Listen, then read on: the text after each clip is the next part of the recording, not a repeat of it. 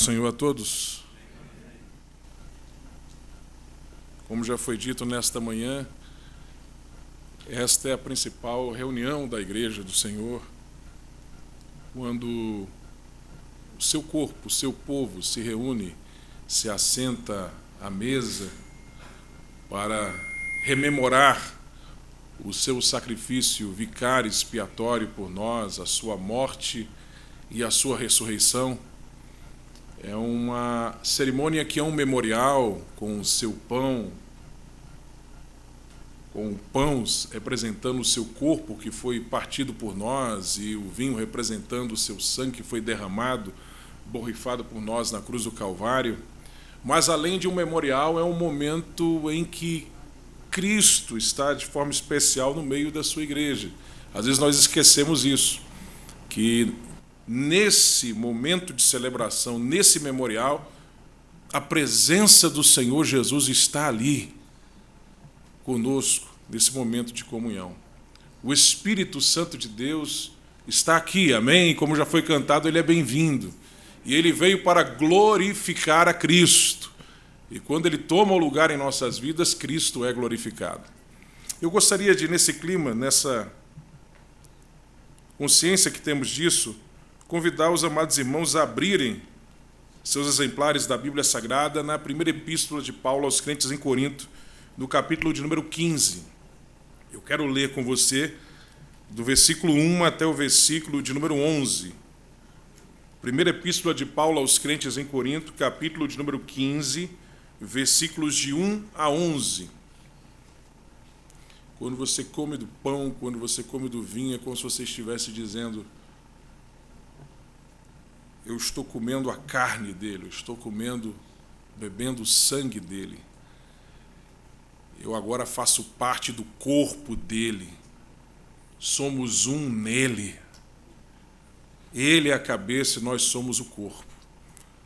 Não à toa, a igreja primitiva, quando celebrava a ceia, era entendida por pagãos como antropófagos, porque eles pensavam que na ceia eles comiam mesmo corpo e sangue, quando na verdade era o pão e o vinho representando o corpo e o sangue de Jesus. Mas é porque na ceia eles falavam: estamos comendo a carne dele, estamos bebendo o sangue dele. E a ideia é essa, o simbolismo é esse: você faz parte dele, amém? Você faz parte do corpo dele, aleluia. Você encontrou o texto bíblico anunciado, pode dizer aleluia, se sim? Aleluia.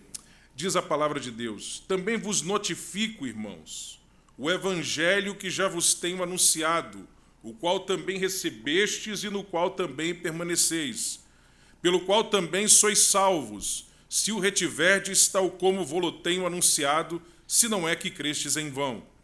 Porque primeiramente vos entreguei o que também recebi, que Cristo morreu por nossos pecados segundo as Escrituras, e que foi sepultado e que ressuscitou ao terceiro dia segundo as Escrituras, e que foi visto por Cefas e depois pelos 12.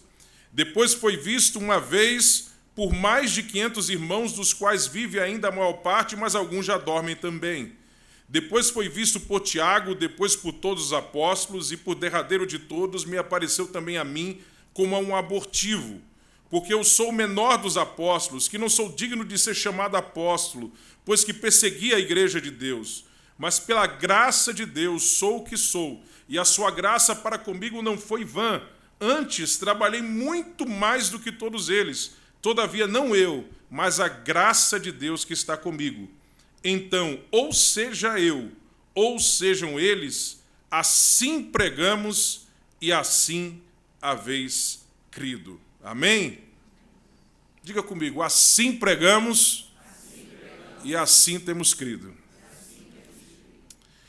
Queridos irmãos, a primeira epístola, a primeira missiva do apóstolo Paulo aos crentes em Corinto, começa com Paulo declarando, asseverando que o Cristo crucificado é a base, é o fundamento da sua pregação.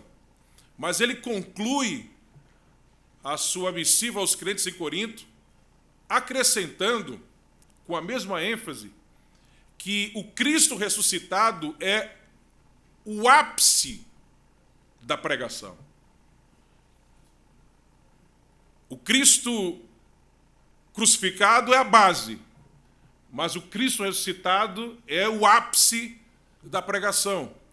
De maneira que a pregação do Evangelho consiste basicamente nisso, no Cristo crucificado e no Cristo ressuscitado.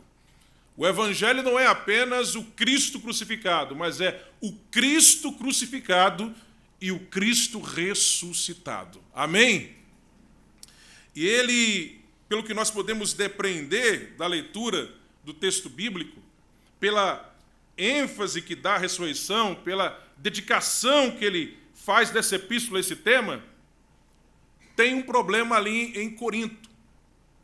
Ele percebe que muitos irmãos em Corinto estavam tendo uma compreensão equivocada a respeito da doutrina da ressurreição.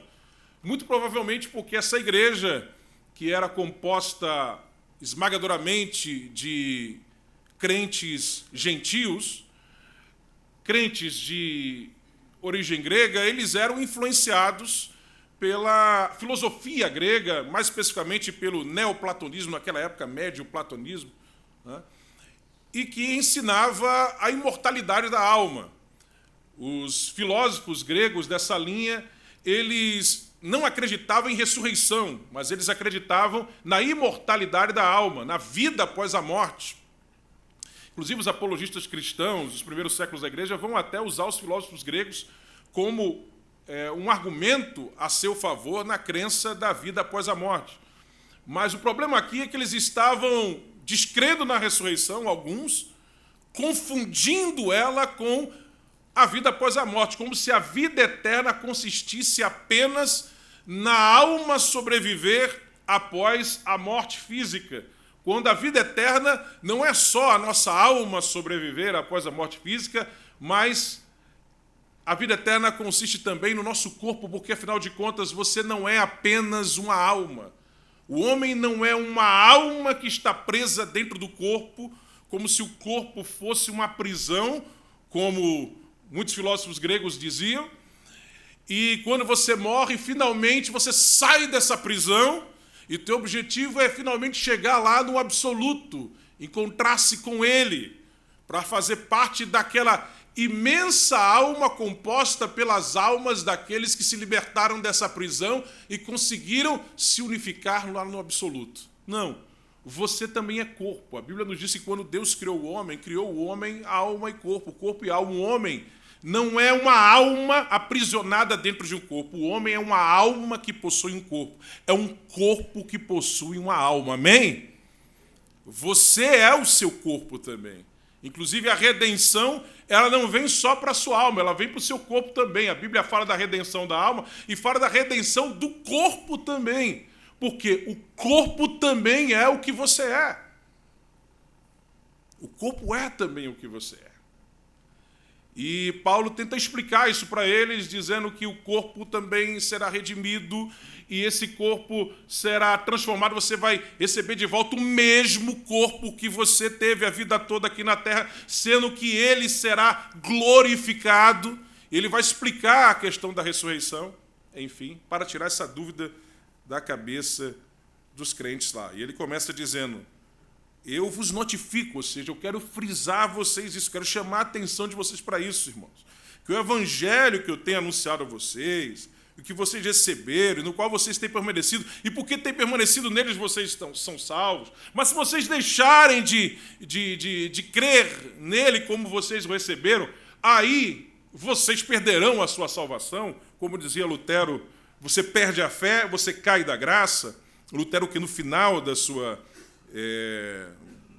vida, nos últimos anos da sua vida, pregou sobre a possibilidade do cristão verdadeiro perder a sua salvação. E ele dizia que isso acontecia essencialmente pela perda da fé. Se você perde a fé, você cai da graça. Então ele diz: olha, pelo qual também vocês são salvos, se o retiverdes tal como vos tenho anunciado, se não é que crestes em vão. Porque primeiramente vos entreguei o que também vos recebi. O evangelho é isso, que Cristo morreu por nossos pecados, segundo as Escrituras, e que foi sepultado e que ressuscitou ao terceiro dia, segundo as Escrituras. A primeira coisa que ele enfatiza aqui sobre o Evangelho, que ele consiste em Cristo crucificado e Cristo ressuscitado. Segunda coisa que ele enfatiza, que isso aqui não é uma invenção dele. A sua pregação é baseada nas Escrituras. Ele diz mais uma vez, segundo as Escrituras. Ele morreu por nossos pecados, segundo as Escrituras. Ele foi sepultado e ressuscitou, segundo as Escrituras. Não é invenção minha. A minha base são as Escrituras. Mas outra coisa que ele pontua aqui, que ele destaca aqui, é que essa mensagem que é baseada nas Escrituras, que tem como fonte as Escrituras, ela é corroborada pela história. Ela tem o testemunho da história. Geralmente os teólogos liberais querem separar o Cristo da Bíblia do Cristo da história, mas isso não existe na pregação do Evangelho. O Cristo da história é o Cristo da Bíblia. O Cristo da Bíblia é o Cristo da história, amém? Eles são um só. E ele frisa aqui o testemunho da história, ele cita testemunhos oculares, ele diz, olha, ele ressuscitou ao terceiro dia, segundo as Escrituras, e foi visto por Cefas, depois pelos 12, depois por mais de 500 irmãos, muitos deles ainda estão vivos, outros já morreram aqui em nossa época. Ele foi visto por Tiago, depois por todos os apóstolos, e por derradeiro de todos, também por mim, de forma abortiva, ou seja, fora do tempo. Eu, que sou o menor dos apóstolos, eu não sou digno de ser apóstolo, porque eu persegui a igreja do Senhor, mas ele me fez apóstolo, e não só isso, ele fez com que, pela sua graça, eu até superasse os demais apóstolos. Porque Paulo acabou trabalhando mais do que a maioria dos apóstolos, porque ele acabou vivendo mais do que a maioria deles. E também porque ele abriu mais igrejas do que os apóstolos. Então ele diz, olha, antes trabalhei muito mais do que todos eles, mesmo eu não sendo merecedor disso, porque eu era perseguidor da igreja, mas ele fez com que eu trabalhasse até mais do que eles. E não é porque eu tenho talentos maravilhosos, porque eu sou extraordinário, não, é por causa da sua graça que está comigo. Então ele diz, ó, quer seja eu, quer sejam eles, mas a mensagem é a mesma. Assim pregamos e assim vocês têm crido. Cristo ressuscitou, Cristo morreu por nossos pecados e ele foi sepultado e ressuscitou. Amém? Eu gostaria de, nessa manhã, em alguns minutos, rememorar com você, já que esse é um momento de rememoração, esses acontecimentos. Antes de tudo, lembre-se, nós estamos falando de um Deus de amor. Um Deus que poderia criar seres que nunca desobedeceriam Ele, mas Ele não faz assim, porque não existe relacionamentos, não existe livre-arbítrio. E Ele cria seres livres. Não robôs, não seres que o adoram mecanicamente, maquinalmente, compulsivamente, porque ele criou essa compulsão neles que eles não podem fugir a ela. Não, ele cria seres livres. Mas esse ser que ele cria, ele é perfeito. Ele antes cria os anjos, e os anjos, usando mal o seu livre-arbítrio, caem, uma terça parte deles, que podemos depender daquela passagem de Apocalipse que fala de uma terça parte das estrelas do céu que caem, lembrando que no Antigo Testamento as estrelas são chamadas de anjos, os anjos são chamados de estrelas também, como lá no livro de Jó. E aqueles que, na provação da queda de Lúcifer, permanecem firmes, esses são chamados, depois diz, os santos anjos de Deus. Eles são os separados, os santificados totalmente, aqueles que não têm mais a possibilidade de cair, o que vai acontecer também conosco no final de tudo. E ele depois cria o ser humano, e ele cria todo esse universo para o ser humano, né? O próprio mundo científico reconhece que existe um princípio antrópico no universo, ou seja, parece que o universo todo foi criado visando a vida humana na Terra. Eles dizem, parece que foi proposital, mesmo aqueles que não creem em Deus, que não creem na Bíblia, reconhecem que existe o que eles chamam de princípio antrópico no universo. Isso é consensual na ciência. E ele criou o ser humano de uma forma totalmente diferente. Isso denota o carinho que ele tinha por essa criatura, Porque quando ele vai criando as coisas, ele apenas diz, haja, apareça, surja. Mas quando ele criou o ser humano, ele não fez isso. Ele, com suas próprias mãos, pegou o pó da terra e como um arquiteto, como um artista, ele faz esse boneco de terra e sopra nele, coloca algo dele naquele boneco. Ele sopra e ele é feito uma alma vivente, nefesh, uma alma vivente, de maneira que o ser humano é esse corpo feito pelas mãos de Deus, que recebe esse sopro de vida do próprio Deus. Não foi simplesmente um haja, mas foi tudo isso que denota o carinho, e para esse ser ele preparou um jardim, ele preparou criaturas, uma terra, e disse, é para você administrar tudo isso, é para você reinar aqui, sob a minha orientação, neste universo que eu criei. E esse homem é perfeito, ele é justo. Eclesiastes 7 diz que Deus criou o homem reto, justo, Yanshan ali no hebraico.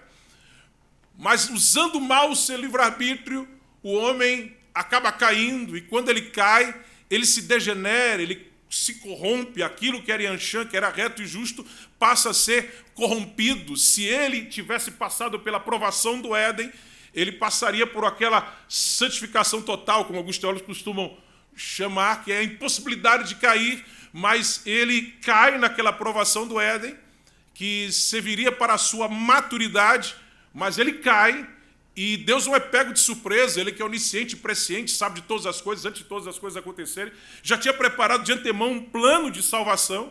Jesus é o Cordeiro de Deus imolado antes da fundação do mundo. Como eu costumo dizer, antes de Deus dizer haja luz, ele disse haja cruz. E quando o homem cai, já ali no Éden, Deus anuncia o plano de redenção.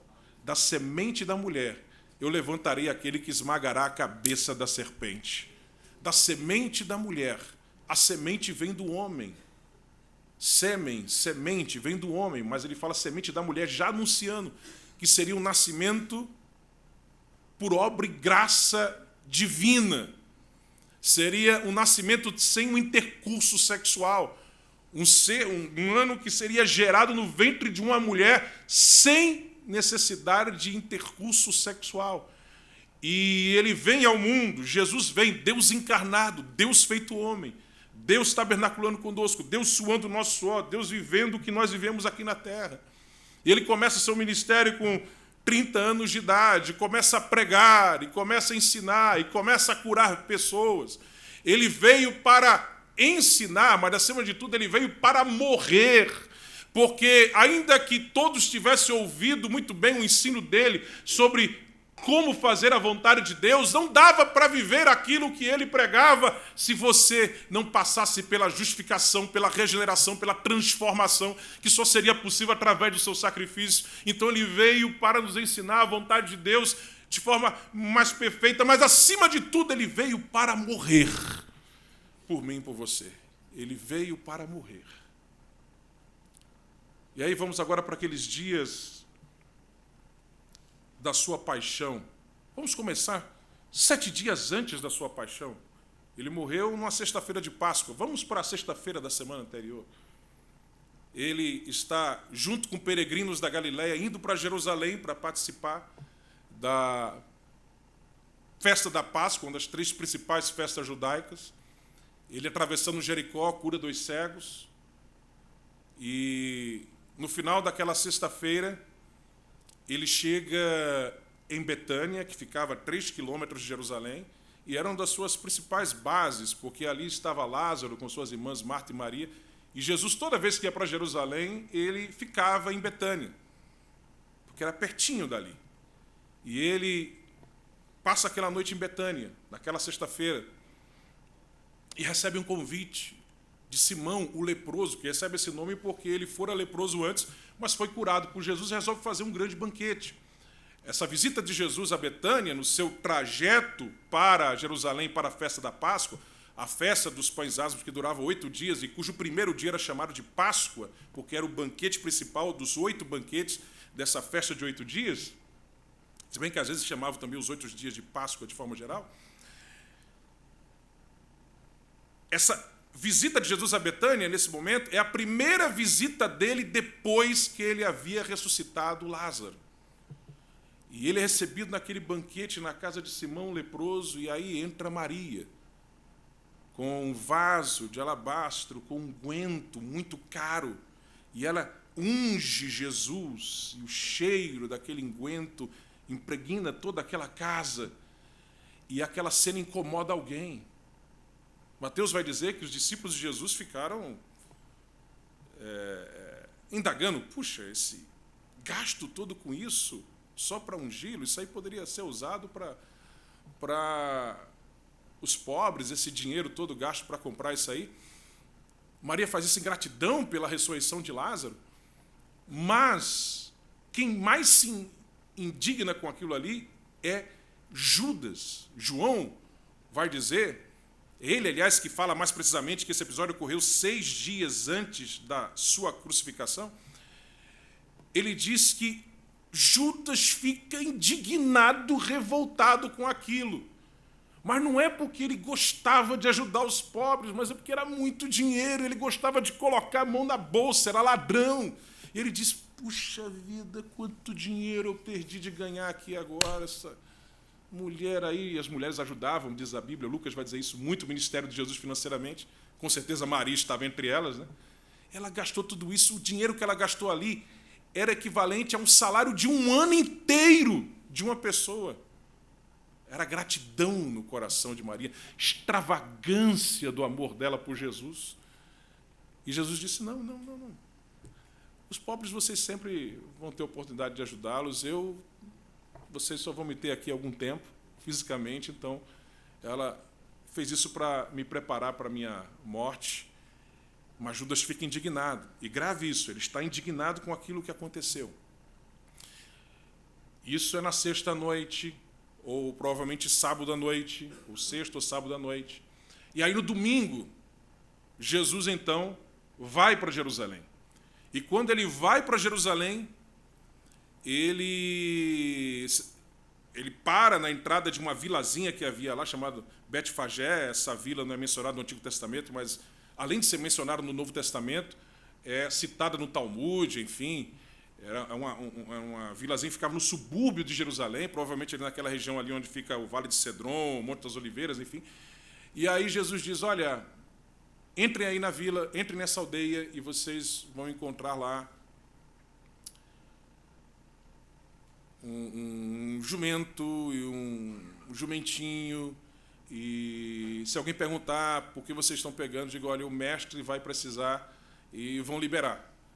Não sei se, de alguma forma, o Espírito Santo, Jesus já tinha falado lá com o dono daquilo ali, mas ele não questionou, foi como Jesus falou, e eles trouxeram o jumentinho, para se cumprir a profecia de Zacarias e de Isaías, que falavam do rei Messias que iria entrar sentado no jumento e no jumentinho, lá em Jerusalém, e Jesus entra. Imagine a cena.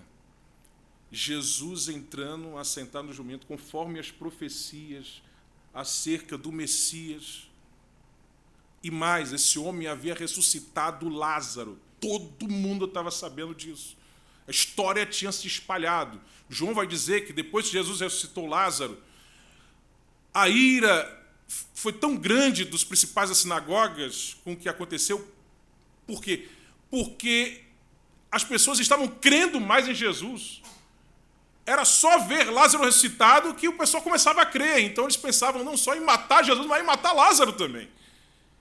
E João vai dizer que quando Jesus vai entrar em Jerusalém, assentado naquele jumentinho, disse que uma multidão se ajuntou para vê-lo. Por quê? João vai dizer que foi por causa disso. Por causa da história da ressurreição de Lázaro, que tinha ocorrido dias antes. A multidão que afluiu para ver ele entrar sentado no jumentinho estava ali por causa da fama da história da ressurreição de Lázaro. Quem é esse cara que, além de curar cego, coxo, surdo, ressuscitado morto, ele ressuscita o indivíduo depois de 4 dias enterrado? Esse indivíduo está andando. Ele mora 3 quilômetros daqui. Nessas festas dava quase 1 milhão de pessoas lá em Jerusalém, e a história correu. E a Bíblia diz que quando Jesus foi entrando, perguntou, quem é esse? Quem é esse? Eles disseram, é Jesus, o profeta de Nazaré. E o João vai dizer, é aquele que ressuscitou a Lázaro. E ele chega assentado no jumento, conforme as profecias. Não dá outro. a multidão começa a gritar: Hosana, o filho de Davi. Hosana significa salve. Salve o filho de Davi quer dizer Deus salve o rei que está entrando. O Messias chegou, é ele. E quando os principais das sinagogas veem isso, e eles colocando lá os ramos no caminho, saudando ele como rei, imagina a ira no coração dos principais das sinagogas. Mas não para por aí. Sabe o que ele faz ainda nesse domingo, depois que ele entra triunfantemente em Jerusalém? Para aumentar a indignação dos principais da sinagoga, ele vai até o templo e chega lá no pátio dos comuns, chamado também pátio dos gentios, que é aquele pátio que ficava do lado de fora dos muros do templo, que era chamado de pátio dos gentios ou pátio dos comuns, porque era até ali onde todo mundo podia, sem problema, sem exceção, chegar perto do templo. Inclusive até os gentios podiam chegar até ali, não podia ir adiante. E ali havia os chamados bazares de Anás. O que eram os bazares de Anás? Anás foi um sumo sacerdote que teve uma ideia maravilhosa. Toda vez por ano, nós temos 3 vezes por ano, cerca de 1 milhão, centenas de milhares de peregrinos que vêm para cá. Esse pessoal precisa de animais para sacrificar, né? O pessoal fica trazendo animais, outros ficam comprando por aí. Então eu vou criar aqui um mercadinho e vou colocar a minha família. E quem vendia tudo ali eram os parentes do sumo sacerdote. Os parentes do sumo sacerdote eram os tesoureiros, os parentes do sumo sacerdote eram os auxiliares tesoureiros, eram os mercadores. Eles vendiam os bois, as ovelhas, os pombos para os mais pobres que não tinham dinheiro para comprar boi e ovelha, que eram mais caros. E o valor lá era mais alto, né? Mas tinha a comunidade de você não precisar levar pelo caminho um animal lá. E outra coisa, às vezes o indivíduo levava, mas o sumo sacerdote olhava assim, o sacerdote olhava assim, isso aí está sem mácula. Mas espera aí, sabe quando você chega numa blitz mal intencionada, o cara está dizendo, essa placa aí parece que está meio solta ali, ou tá, esse negócio aqui e tal. Às vezes inventa até regra que não existe nas leis de trânsito para dizer que tem alguma mácula, né? Diz, olha, agora tem um animal aqui que esse aí tem um selo do sumo sacerdote, é vendido aqui no bazar do Anás. Compra lá que está aprovado, já comprou, e tudo isso aqui já está aprovado pelo sumo sacerdote. E lá o preço era maior, né? Imagine então um pombo que quem comprava era o pobre. Quando Jesus vai fazer a purificação do templo, tanto na primeira purificação como na segunda, que é essa que eu estou contando aqui agora, você vai ver que Jesus expulsa lá os bois e ovelhas, mas nos 2 casos, Jesus ele se dirige especificamente, tem um texto, inclusive, que diz que ele fala diretamente aos vendedores de pombos. Por quê? Porque esses aí estão vendendo para o pobre. Olha, quem comprava boi e ovelha, tá mais caro lá, mas o cara tem dinheiro para comprar boi. Mas vender o pombo, um preço lá em cima para o pobre, para extorquir o pobre mesmo. E aquilo tinha um selo, e ele, pobrezinho, tirava o dinheirinho que tinha para comprar aquele pombo inflacionado, super inflacionado, né? E o seu pombo não serve, está com mácula, mas esse aqui tem um selo sacerdote, agora é mais caro. E o pobrezinho tirava tudo que tinha para comprar aquele pombinho, para poder ter o que sacrificar, né? Mas não tinha só isso. Tinha também a mesa dos cambistas, lá no Bazar do Anás. O nome era esse mesmo, Bazar do Anás. Era o nome que se dava, esse mercado que tinha no Pátio dos Comuns. O Bazar do Anás tinha também os cambistas. Por quê? Porque todo ano você tinha a taxa anual que você tinha que pagar ao templo. E o pessoal usava essas festas para o indivíduo pagar. Ou você pagava na Páscoa, ou na festa do tabernáculo, mas numa das 3 principais festas você ia lá para pagar a taxa anual, né? Que era meio ciclo, uma didracma, enfim. Provavelmente aquele imposto que Jesus pagou lá para os discípulos ali, que Pedro pescou o peixe que veio, um dinheiro na boca, provavelmente era esse tributo, esse imposto para o templo, e que Jesus, na verdade, ele tinha direito até de não pagar por ser de descendência davídica, mas ele disse, não tem problema, eu pago. Jesus cumpriu todas as ordenanças da época. Ele ia para a sinagoga todos os sábados, a Bíblia diz que todo sábado ele estava na sinagoga. Jesus se batizou até nas águas pelo João Batista, quando nem precisava, não para que se cumpra toda a lei. Ele cumpriu tudo. Ele pagava lá o imposto, não tem problema, eu não precisava pagar, eu sou descendência davídica, mas eu pago, não tem problema. Pedro está precisando de dinheiro, vai lá pescar, vai pagar o imposto lá do templo, né? Uma vez por ano você pagava essa taxa anual, né? E aí o pessoal peregrino tinha dinheiro grego ou romano, mas o templo, o sumo sacerdote disse, a gente não aceita aqui dinheiro grego ou romano, a gente só aceita moeda fenícia. Então vocês têm que ir numa casa de câmbio para trocar. Mas não precisa ir para longe. Nós temos aqui a nossa mesa de cambistas, vai trocar tudo, né? Porque onde encontrar agora gente para trocar? Não, aqui é oficializado, é do templo. E sabe, a taxa lá era 15%. Né? Por um dinheiro que você ia dar para a obra de Deus. Cobrava uma taxa de 15%. Olha, para você ter uma ideia, o Bazar do Anás dava tanto ódio que você vai encontrar na literatura rabínica, antes da destruição de Jerusalém, rabino amaldiçoando o Bazar de Anás. Você, inclusive, sabia que esse Bazar do Anás, 3 anos antes da destruição do Templo de Jerusalém, no ano 67, o povo se irritou tanto que invadiu lá e destruiu tudo. Então havia um ódio em relação a isso. E Jesus chegou lá, Jesus foi o primeiro a se revoltar contra o Bazar do Anás. Uma vez, depois a segunda vez. Logo nesse domingo ele já entra triunfante, olha, rei dos judeus, já tá, o povo está recebendo ele. Ele chega lá do Bazar do Anás e vira a mesa dos cambistas, vira a mesa dos vendedores de pão. Diz, a minha casa será chamada casa de oração, mas vocês têm feito ela covil de ladrões e salteadores. E a Bíblia diz que os principais sinagogos ficaram irados. E aí Jesus, no final daquele dia, ele volta para Betânia. Na segunda-feira, ele retorna para Jerusalém de manhã. É quando ele amaldiçoa a figueira ali, né? Aquela figueira que representava a hipocrisia que ele iria enfrentar naqueles dias, naquela semana, né? Cheio de folhas, mas fruto nenhum. Os frutos da figueira ficavam debaixo das folhas, mas levantando ali não tinha nada. Jesus ali queria dar 2 mensagens a eles. Sobre a eles, os discípulos, sobre a hipocrisia e sobre também a fé. Porque Jesus vai dizer, se vocês tiverem fé, vocês podem fazer coisas muito maiores do que essa, é só vocês crerem. E Jesus vai para lá, e Jesus chega ali, e ele começa a ser questionado naquele dia. Ele é questionado pelos principais sinagogas. Eles chegam assim para ele e dizem, olha, o que você fez um domingo aí? Rapaz, o que é isso? Com que autoridade você faz isso? Aí Jesus diz, vocês querem saber com que autoridade eu faço isso? Então me diz, o batismo de João era do céu, era de Deus ou não era? Se a gente disser que é de Deus, então o povo vai dizer, então por que vocês não aceitavam?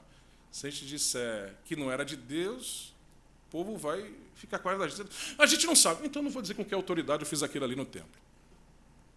Tá bom para vocês? E aí eles não gostam, claro, e aí a coisa continua, na segunda, na terça. Vêm os herodianos e vêm com aquela ali, eles são políticos, eles são apoiadores de Herodes lá, enfim, da descendência de Herodes, que queriam que fosse o rei, os herodianos. Aí eles chegam com aquela história de, é lícito pagar tributo a César, aquela história, dá a César, o que é de César, e a Deus, o que é de Jesus, responde eles.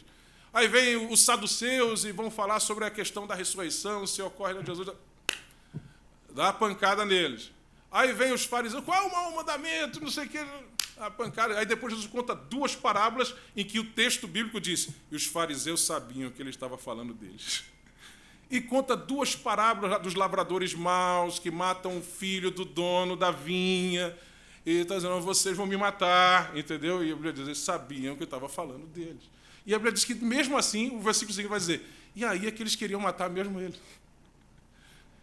E Jesus conta mais outra parábola, onde ele fala que as meretrizes, os pecadores, né? A parábola das bodas, onde daquela grande festa, né? Onde os coxos, aleijados, os pobres da rua são chamados, mas aqueles ilustres que foram convidados primeiro não atendem, enfim, e sabia que estava falando deles. E os meretrizes pecadores vão entrar na frente do reino de Deus em relação a vocês. A parábola dos 2 filhos, né? Um que ouve, diz, eu vou obedecer, mas no final não obedece. Aquele que de cara diz que não, representa os meretrizes pecadores, mas depois se arrepende e faz a vontade do Pai. São 3 histórias, na verdade. Ele bate nele. E como se não bastasse isso, Jesus ainda começa agora os seus ais. Capítulo 23 de Mateus. Quer saber de uma coisa? Vocês são raça de víboras, vocês são sepulcros caiados. Os caras ficam irados. E Judas vendo isso. Puxa vida, eu estou precisando de dinheiro. Esses caras estão querendo matar Jesus E olha, se Jesus se tornar rei, eu sou o tesoureiro. E vai entrar mais dinheiro, vou ser tesoureiro do rei e eu vou ganhar mais.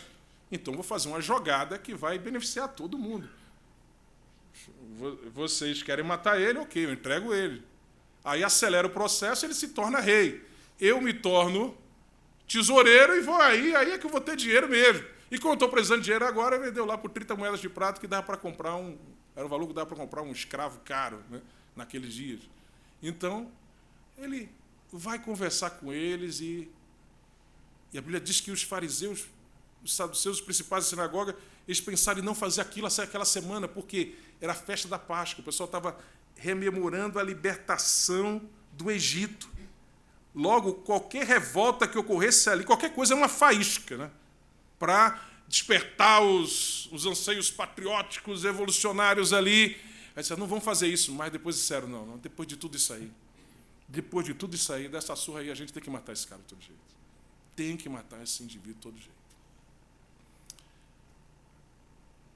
Jesus tem aquela conversa no Monte das Oliveiras sobre a destruição do Templo de Jerusalém, sobre o sinal dos tempos. E na quinta-feira à noite, então ele vai para a ceia da Páscoa, primeiro dia da festa dos pães asmos, primeiro banquete, o banquete da Páscoa. Ele se assenta com seus discípulos, vocês sabem a história, ele lava os pés deles. Pedro diz, não faz isso, não. Vocês fazem, não, então lava o corpo todo. Pedro sempre exagerado, não, é só os pés. Explica o que aquilo ali significa. Olha, se eu faço isso com vocês, vocês devem fazer isso com todos, vocês devem ser humildes. Enfim, ele ensina a humildade. E aí ele fala do pão, fala do vinho, como simbolizando o seu corpo. Né? Isto é o meu corpo, isto é o meu sangue que vai ser derramado, o sangue do Novo Testamento. Fazer isto em memória de mim. Eu não vou comer depois disso mais, somente naquele dia. Eu não vou comer mais isso aqui na terra somente lá naquele dia. E realmente, depois daquele episódio ali, ele só vai ingerir alguma coisa lá na cruz quando ele aceita aquele vinho azedo ali. Jesus faz aquela refeição, canta um hino, vai para o Monte das Oliveiras. Monte das Oliveiras, onde havia ali um jardim chamado Jardim do Getsêmani. Getsêmani significa prensa do azeite. Esse jardim ficava ao lado do bosque de oliveiras. Por quê? Porque era o lugar onde as pessoas, depois de tirarem a azeitona lá, iam lá prensar o azeite. Era naquele jardim, naquele lugar que eles prensavam. E ele vai lá e veja que coisa, jardim da prensa de azeite. Ele vai ser prensado ali. A Bíblia diz que quando ele chega ali, a alma dele está profundamente perturbada e angustiada. A Bíblia diz que os seus poros começam a verter sangue. Esse tipo de fenômeno é registrado na ciência, e você pode ler os registros sobre isso. Todos os médicos vão dizer, olha, é extremamente raro. Para isso acontecer, é preciso que a pessoa, além de ter um corpo físico bem enfraquecido, ele seja submetido a um tipo de pressão emocional, estresse psicológico enorme. É extremamente raro isso acontecer, ao ponto de romper as veias da pele debaixo das glândulas sudoríparas, para que as glândulas sudoríparas sangrem e a pessoa comece a verter sangue pelos poros. A Bíblia diz, ele estava angustiado, com a alma perturbada até a morte, e começa a verter sangue pelos seus poros. Por quê? Que pressão é essa que fez isso nesse momento? Ele estava diante do cálice que ele iria tomar. E que cálice é esse? Jesus não estava com medo de morrer. Se Jesus tivesse medo de morrer, então ele seria mais medroso, menos corajoso do que muitos seguidores dele que enfrentaram a morte e ainda hoje enfrentam de cabeça erguida. Não era isso. Jesus não estava com medo de morrer fisicamente, a questão não era essa. Era o cálice que ele já estava sentindo ali. Se você vai para o Antigo Testamento, você vai encontrar, desde o Gênesis, em Isaías, em vários textos bíblicos, no próprio Novo Testamento, em Apocalipse, o cálice da ira de Deus. Era esse cálice que ele disse, Pai, se possível, passa de mim esse cálice. Jesus estava sentindo o peso de todas as mentiras contadas na história da humanidade, que foram contadas e que haveriam de ser contadas, de todos os assassinatos já cometidos, de todos os estupros de todas as violências já cometidas, de todo tipo de maldade, de coisas ruins que os seres humanos fazem, tudo isso estava pesando sobre ele, esmagando. Ele levou sobre si as nossas transgressões, ele foi esmagado pelas nossas culpas, ao ponto de os seus poros verterem sangue. E ele disse para os seus discípulos, para 3 que ele reservou ali, Pedro, Tiago e João, velem aqui, façam companhia comigo. E ele volta depois de um tempo, nem 1 hora vocês puderam velar comigo, estavam todos lá dormindo. E daqui a pouco chega o traidor e beija a sua face. Amigo, aqui viestes. E aí, resumindo a história, vocês sabem muito bem, ele é preso, maniatado, levado naquela madrugada. Ele não dorme mais aquela noite, ele não come mais, ele agora vai morrer sem dormir, sem comer, passa aquelas últimas horas assim, passa a madrugada ali sendo julgado, lá no Sinédrio, fazem um julgamento pela madrugada, né? Ali esbofeteiam ele, depois colocam um pano na cabeça dele e os soldados lá ficam esbofeteando dele, cuspindo ele e arrancando a sua barba com as mãos, diz o texto bíblico. Depois de baterem bastante nele, então levam ele até Pilatos, quando amanhece o dia. Pilatos diz, olha, não é comigo, levam lá para Herodes.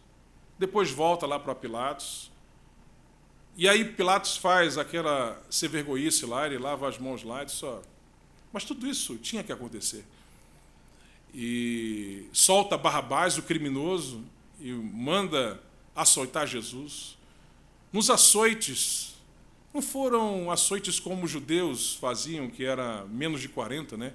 40 menos 1, 39 açoites. Não.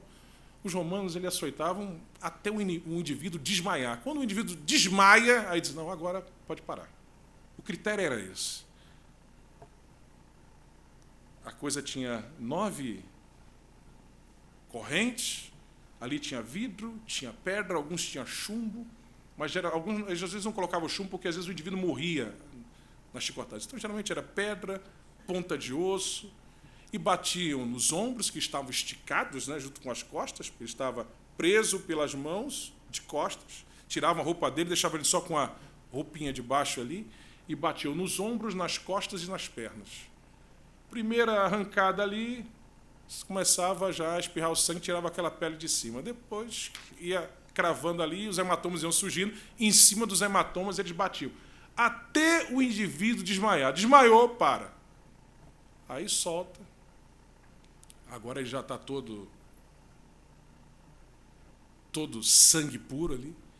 Colocam um manto sobre ele, dão um cajado lá para ele, pegam uns feixes de galho ali flexíveis que tinham espinhos, fazem uma coroa, botam na cabeça dele. Olha aí o rei dos judeus. E pegam aquilo que está na mão dele e batem na cabeça para o negócio cravar. Então, aqui a pele é muito sensível, qualquer coisinha ela já sangra, né? Então aquilo cravou na cabeça dele e era sangue puro. Eu não sei quanto tempo aquele ficou com aquele manto, mas depois de uns minutos ali com aquele manto, se você tira aí, mais alguma dor, né? Como é que ele ficou? Isaías, quando profetiza sobre esse sofrimento dele, no capítulo 52, o texto que fala das dores e da glória do Messias não começa no 50, não é só o capítulo 53, começa no final do 52, a partir do versículo 13 em diante, e vai até o final do capítulo 53. E aí no versículo 14 diz assim, versículo 13 diz, eis que o meu servo operará com prudência, será engrandecido e elevado e muito sublime. Aí diz os versos 14, como pasmaram muitos à vista dele, pois a sua aparência estava tão desfigurada, mais do que o de outro qualquer, e a sua figura mais do que a dos outros filhos dos homens. Se você lê isso aqui em outras versões, que até vão dar mais um detalhe, uma luz a isso do que está sendo falado, está dizendo assim, ele vai estar tão transfigurado, de machucado, que nem vai parecer um homem, um ser humano que está ali. É isso que o texto bíblico diz. E quando você lê Isaías 53, vai dizer, era desprezado, não fizemos dele caso algum, os homens escondiam o rosto dele. Nenhuma beleza víamos para que o desejássemos. Não tinha parecer nem formosura. Quer dizer, ele estava ali totalmente transfigurado. E aí colocam a cruz para ele levar. E eram 6 quilômetros de viagem, com aquela cruz que vai ser a cruz onde ele vai ser pregado. E ele caminha aqueles 6 quilômetros, mas não aguenta, ele cai várias vezes. Então pega um norte-africano lá, o Simão lá de Cirene, e diz, olha, ajuda aqui. E ele consegue chegar até o final. Depois deitam ele na cruz, cravam uma mão, a outra, era aqui, aqui, e os pés eram o esquerdo com o direito sobre ele. E de forma que o indivíduo ficava assim e com os joelhos dobrados. E aí eles morriam de asfixia por quê? Se você ficava assim embaixo, com os braços assim esticados, você não conseguia respirar. Então você tinha que fazer assim para respirar. Mas se você fizesse isso, imagine a dor dos teus pés cravados assim. A dor é terrível, então você tinha que descer. Daqui a pouco você tinha que subir, porque senão você não conseguia respirar. E daqui a pouco você tinha que descer, porque você não aguentava, porque ficava doendo os pés, e você descia, e ficava nisso o tempo todo. E quando o indivíduo demorava a morrer, né, e precisava morrer logo, porque, afinal de contas, era Páscoa, a lei judaica dizia que não podia ficar nesses dias assim, o corpo ali o tempo todo ali pendurado, então eles quebravam as pernas, por quê? Quebrou a perna, o indivíduo não sobe mais. Não tem como ele fazer assim para respirar. Então ele morre rapidinho. Né? Mas eles deixavam lá o indivíduo até... Quando era para acelerar, não, agora tem que acelerar, hoje eles têm que morrer cedo. Senão deixava dias, horas, dias, 1 dia, 2, 3, até o indivíduo morrer. Né? Aí não, quebrava porque ele morria logo, né? Mas Jesus morreu logo. Jesus morreu logo. Ele estava ali pendurado na cruz, e é interessante as suas palavras ali na cruz, né? Depois de ser levantado, colocam títulos, o título significa título mesmo, sobre ele, Rei dos Judeus, em 3 línguas. E ele, a primeira palavra dele, ele olha para os seus algozes e diz, Pai, perdoa-os, porque eles não sabem o que fazem. Segunda palavra dele é quando um dos ladrões, depois de zombar dele, dizer, ele não tem culpa, ele não merecia isso, a gente merecia, estamos aqui porque nós somos ladrões, enfim. E reconhecendo em Jesus, Rei, ele vira-se para ele e diz, lembra-te de mim quando entrares no teu reino. E ele vira-se para ele e diz, hoje mesmo estarás comigo no paraíso. Aleluia, aleluia, aleluia. Aleluia, aleluia. Quiseram dar para ele uma bebida misturada para que ele pudesse não sentir a dor. Ele não quis, ele quis sentir tudo. Era a dor psicológica, emocional, espiritual e a física junto. Só a espiritual já fazia com que ele suasse sangue pelos poros, mas ainda havia essa física. E depois ele fala para João, ele vê Maria ali, que já é viúva, né? E vai ficar pobre viúva, e ele diz, olha, João, cuida dela, Maria, mulher, esse aqui é teu filho, João, meu primo, cuida da tua tia, cuida dela. E ele continua ali na cruz, e ele clama, Deus meu, por que me desamparastes? Lembrando do salmo messiânico de Davi. Depois ele, mais à frente já, ele tem sede, aí ele aceita beber. É quando ele consome alguma coisa depois da ceia, que é um vinho azedo. E ele aceitou beber porque aquele não era misturado, para não ter anestesia. Ele não queria nenhum narcótico, ele queria sentir realmente aquilo que estava sentindo. E, finalmente, ele dá aquele brado, que é a última força que ele tira para dar um grito. Imagina, naquela situação, a pessoa nem consegue respirar direito, cansado, mas ele sente que vai morrer. E ele diz, está consumado. Aleluia! E quando ele diz isso, o véu do templo rasga de alto a baixo, abrindo o caminho para mim e para você. Aleluia! Aleluia! Então, a última palavra dele deve ter sido um sussurro. Talvez só João, os que estavam mais próximos, é que ouviu, porque a última força foi para dizer, está consumado. Então ele diz: Pai, nas tuas mãos eu entrego o meu espírito. Alabachura bacanda labanás. Nas tuas mãos eu entrego o meu espírito. Então o universo todo sente, a terra treme, os mortos se levantam das sepulturas, o céu se enegrece, e todos que estão ali, os seus algozes, dizem: esse homem é diferente, realmente ele é o Filho de Deus, porque até o universo está protestando pela morte dele.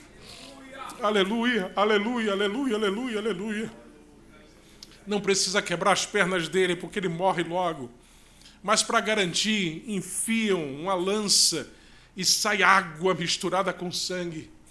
Aleluia, aleluia, aleluia. E o seu corpo é envolto, ele é enterrado. E aí a desesperança bate no coração dos seus discípulos, que todos fugiram. Todos fugiram. Judas viu a besteira que fez, viu que não deu nada em adiantar o reino que esperava que Jesus ia estabelecer na terra, um reino físico. Ele tem remorso, se enforca, né? Os outros ficam escondidos. Só João acompanhou ali, ao pé da cruz. Pedro chegou a trair Jesus, praquejando 3 vezes. Está todo mundo naquela situação. Os outros discípulos, como os do caminho de Emaús, estavam desesperançados. E eles vão voltar para casa, naquele domingo de manhã, para a sua vilazinha que distava alguns poucos quilômetros de Jerusalém. Mas naquele domingo pela manhã, como ele prometeu, ele ressuscitou. Quando ele morre, muito provavelmente, pelo que o texto bíblico diz, ele vai até o seio de Abraão, o Hades. Naquela época, no Hades você tinha o lugar de sofrimento, de tormento, e você tinha de outro lado o seio de Abraão, e havia um abismo que separava os dois. Mas Jesus leva cativo o cativeiro, e ele então leva esse seio de Abraão para aquilo que vai ser chamado de paraíso. Hoje mesmo estarás comigo no paraíso. Quando ele vai ao Hades, ele proclama a sua vitória, leva cativo o cativeiro. E muitos acreditam que aquele salmo de Davi, que era cantado quando o rei, após a coroação, entrava em Jerusalém, entrava pelas portas centrais de Jerusalém para a sua coroação, na verdade, e para sentar no trono. Era toda essa cerimônia que tinha, se cantava: levantai, ó portas, as vossas cabeças, quem entrará, o Rei da Glória. Provavelmente alguma coisa assim aconteceu quando ele foi levando consigo o cativeiro para inaugurar ali o paraíso com um ladrão e com aqueles todos que estavam ali, enfim. E quando ele vai entrando, os portais celestes do paraíso se abrem. Ó portas, levantai as vossas cabeças. Por quê? Porque está entrando o Rei da Glória. Aleluia. Quem é esse Rei da Glória? O Senhor Deus. Ele é o Rei da Glória. E ele entra ali. E depois ele desce. Ele desce. E naquela manhã de domingo, não adianta colocar ali soldados, pedra grande. Quando chegou a hora, a pedra rolou. Os soldados saíram correndo com medo. E ele ressuscitou. Aleluia. Ele veio do céu à terra para que você pudesse ir da terra para o céu. Ele morreu para que você pudesse viver. Ele se fez pobre para enriquecer você. Aleluia. Se fez pecado para que você pudesse ser santo. Ele ressuscitou para que você tivesse vida eterna. E como ele ressuscitou, você vai ressuscitar também com um corpo glorificado, semelhante ao dele. Aleluia. Ele ressuscitou. Ele ressuscitou. De maneira que você pode olhar para a morte.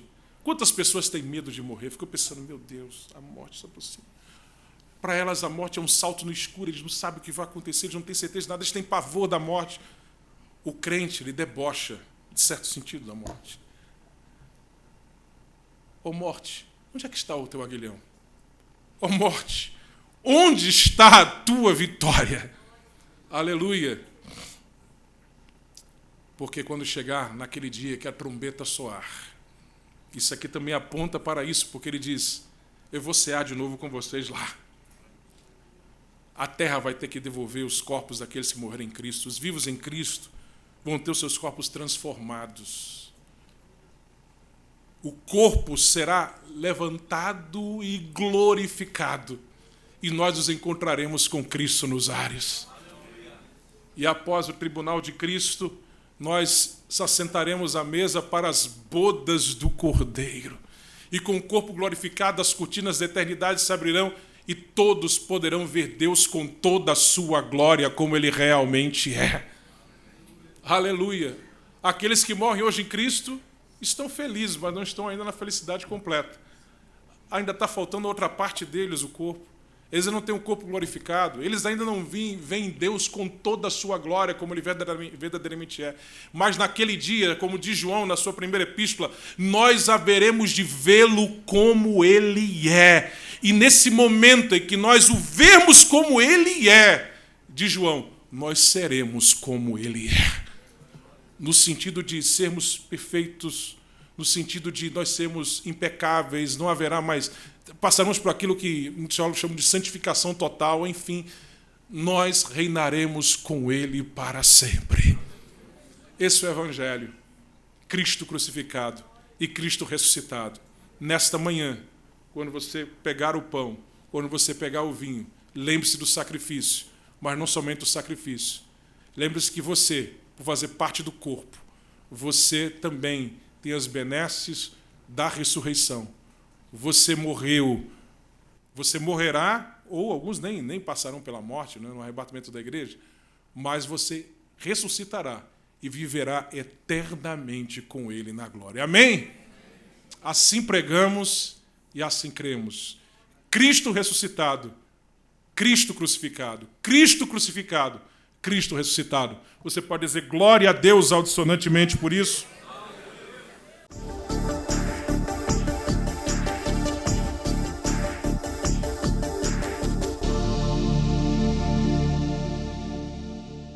Comentário Bíblico Beacon da CPAD, Antigo e Novo Testamento. Um estudo completo da Bíblia com uma visão geral de cada livro. Mais de 1000 sumários e esboços expositivos, além de sugestões homiléticas. Uma ótima ferramenta para pregadores e professores da escola dominical. Um dos mais conceituados comentários bíblicos dos Estados Unidos. Um clássico. Comentário Bíblico Beacon, Antigo e Novo Testamento. Um produto com a qualidade CPAD.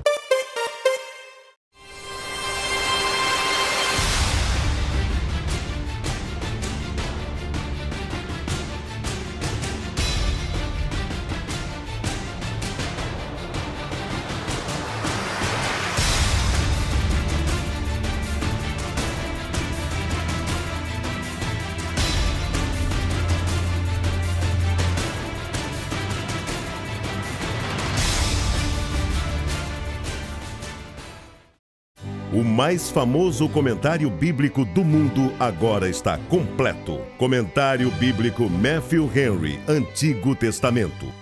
Dentre os comentários devocionais da Bíblia, comentário completo, não há nada igual ao de Matthew Henry.